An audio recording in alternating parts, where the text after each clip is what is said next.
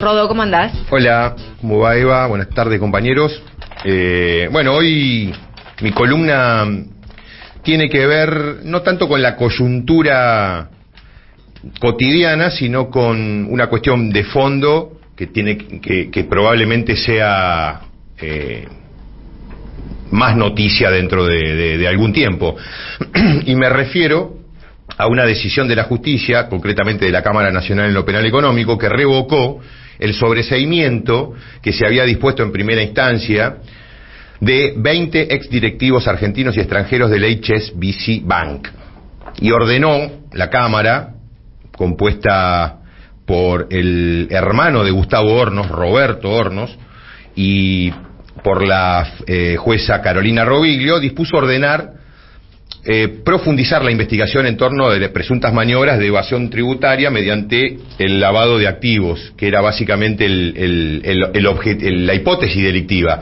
Esto arranca, Eva, con una filtración, justamente las denominadas Swiss Leaks, una filtración que evidentemente la justicia argentina no tuvo problemas en considerar legal, o por lo menos suficiente como para iniciar una investigación. Una filtración que daba cuenta de la existencia en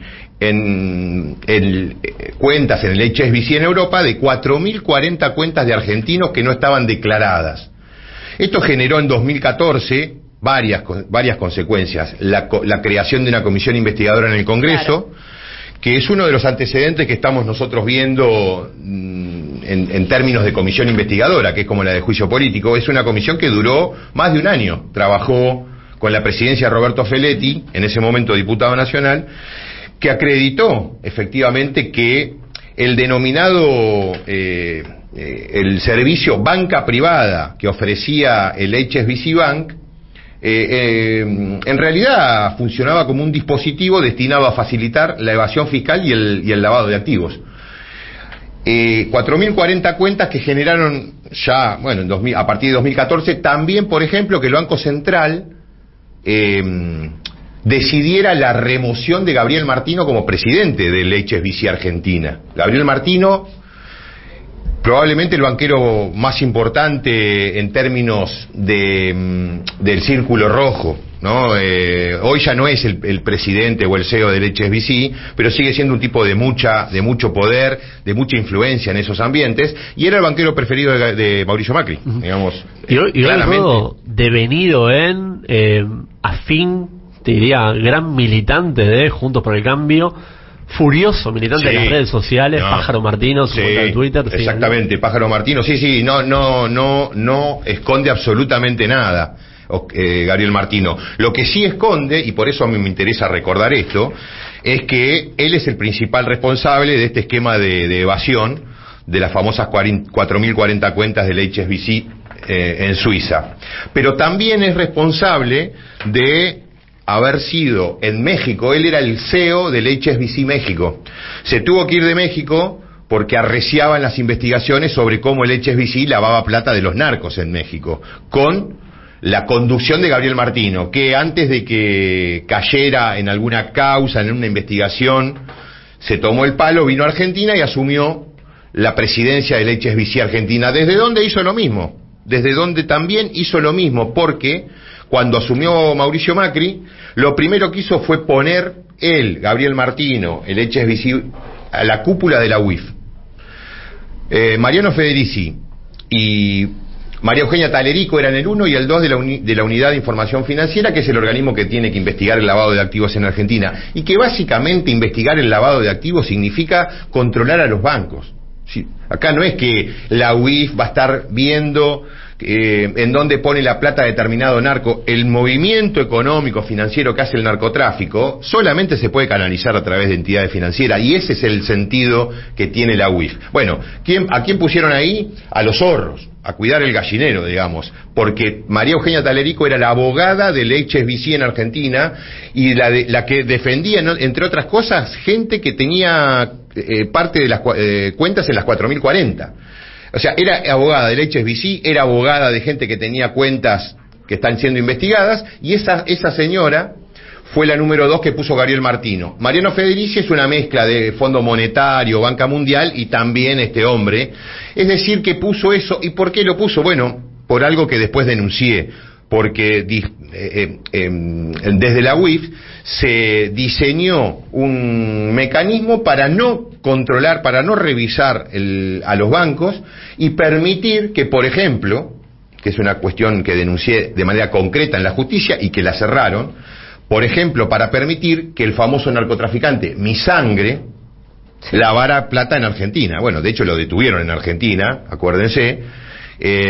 Con mucha guita acá, obviamente a través de donde la ingresaba al país, a través del HSBC.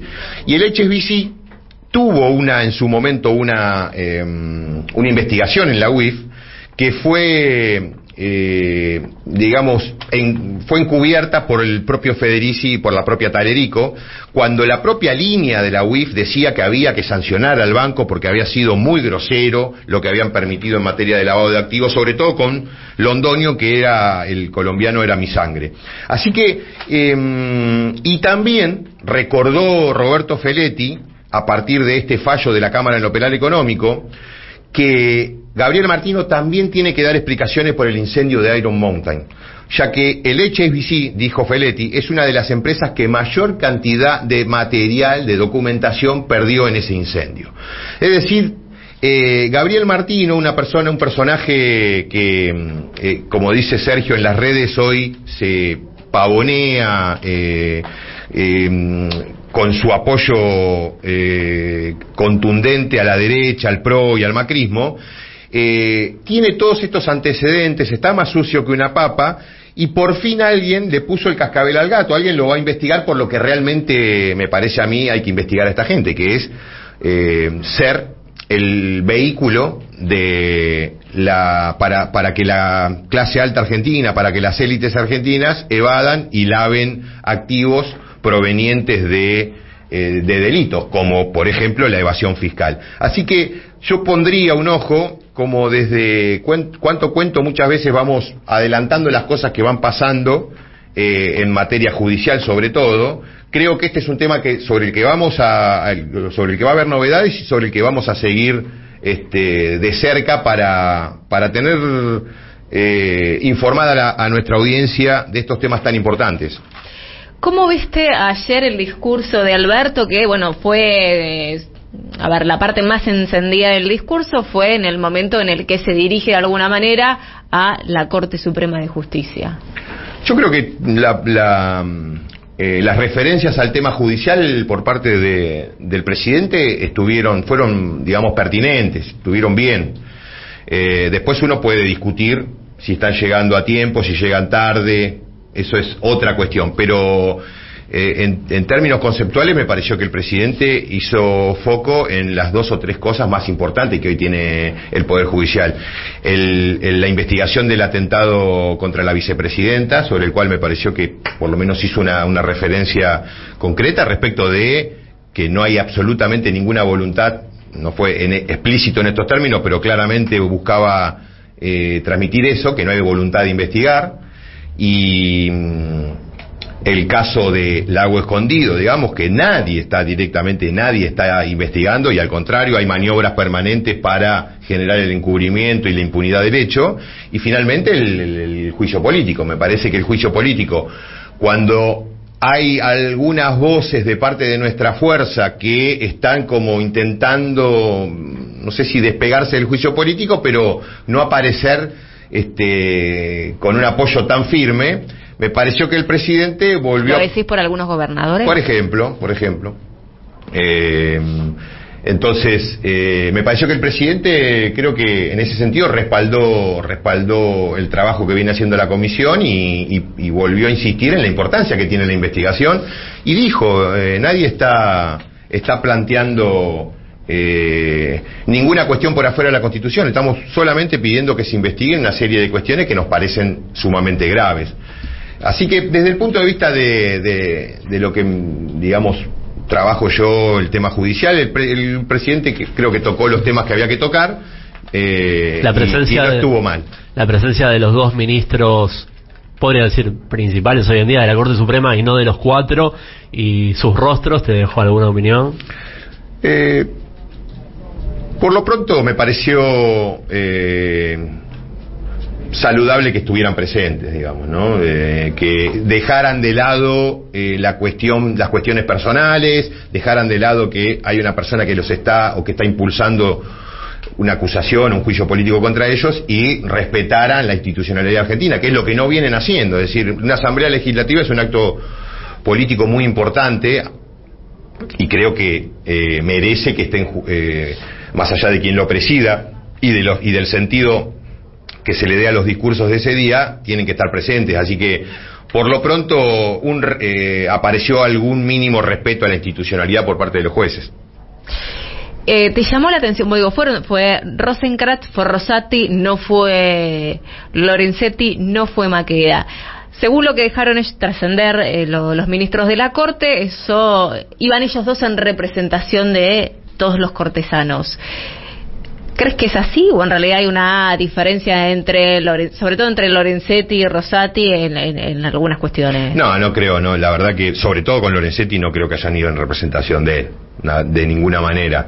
En todo caso, pueden representar al tribunal, también, digamos, a la institución, pero no me parece que en términos personales hayan representado ni a Lorenzetti, por supuesto, ni hablar, y a Maqueda me parece que tampoco, digamos. Maqueda es el decano de todos, no necesita que lo representen. Maqueda no fue porque está evidentemente muy preocupado por las distintas imputaciones que se hacen, tanto en sede penal como en el Parlamento, en la Comisión de Juicio Político, y supongo que no quiso pasar algún mal momento, digamos, ¿no? Así que no lo veo ahí como representando al resto.